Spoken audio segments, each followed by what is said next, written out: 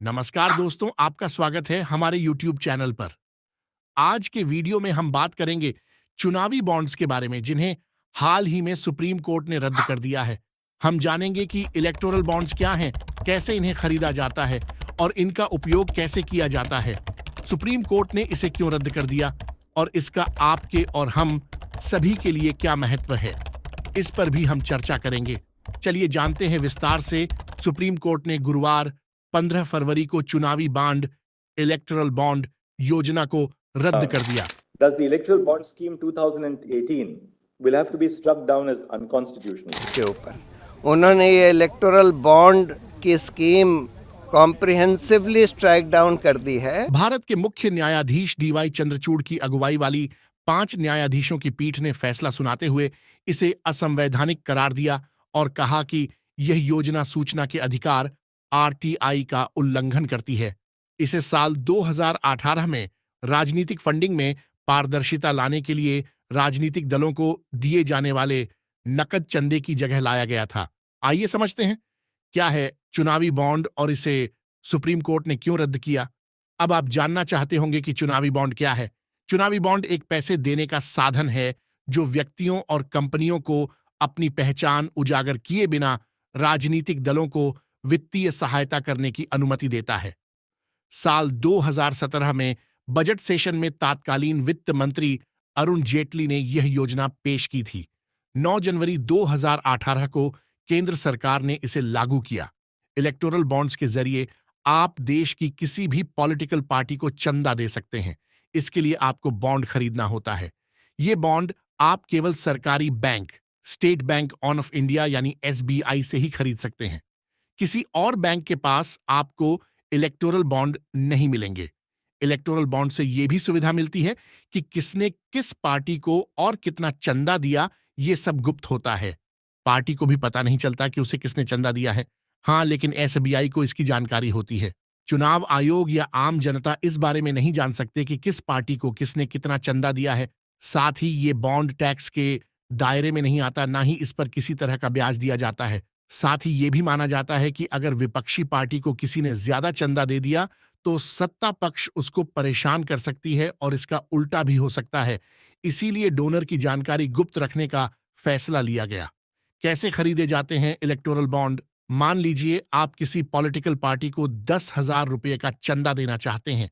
इसके लिए आप एसबीआई की किसी शाखा पर जाकर बताएंगे कि फलां पार्टी को 10,000 रुपये डोनेट करना चाहते हैं।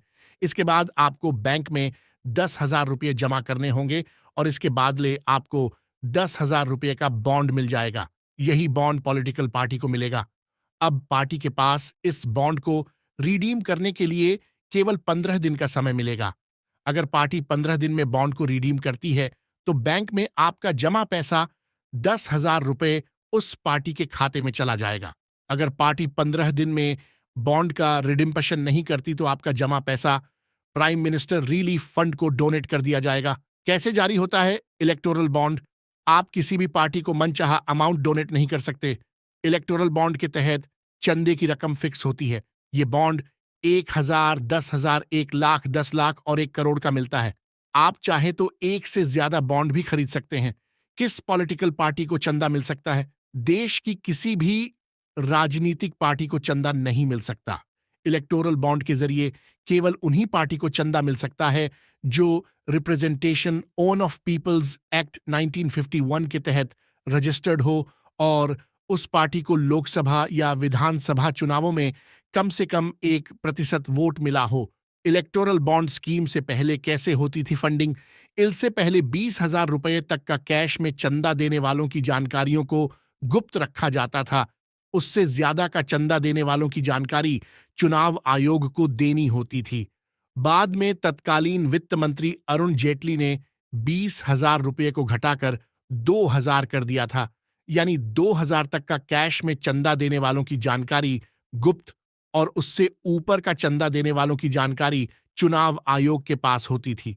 लेकिन अब जो इलेक्टोरल बॉन्ड आए उसमें हर किसी की जानकारी गुप्त है और चुनाव आयोग को भी नहीं दी जाती है। सुप्रीम कोर्ट ने क्या कहा? इलेक्टोरल बॉन्ड स्कीम के लागू होते ही इसके खिलाफ कई याचिकाएं कोर्ट में दाखिल हुई थीं। याचिकाकर्ताओं का कहना है कि पॉलिटिकल पार्टियों को कौन कितना चंदा दे रहा है, ये आम लोगों को मालूम होना चाहिए।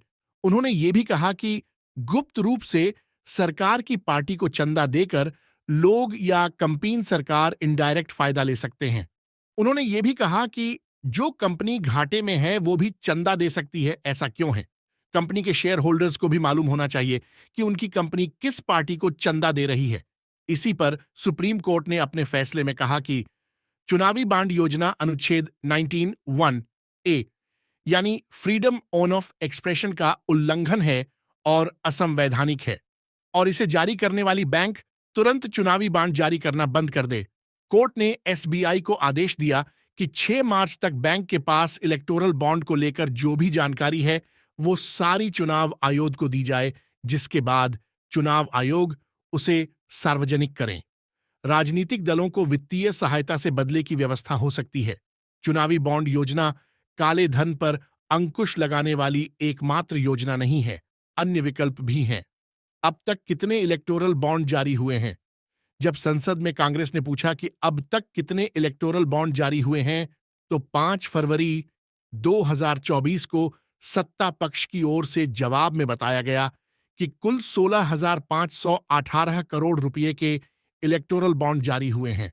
आपको ये भी बता दें कि इसमें से 50% से ज्यादा बॉन्ड बीजेपी को मिले हैं। ये जानकारी कैसी लगी कमेंट में लिखें। अगर चैनल पर नए हैं तो कृपया चैनल को सब्सक्राइब जरूर करें। धन्यवाद।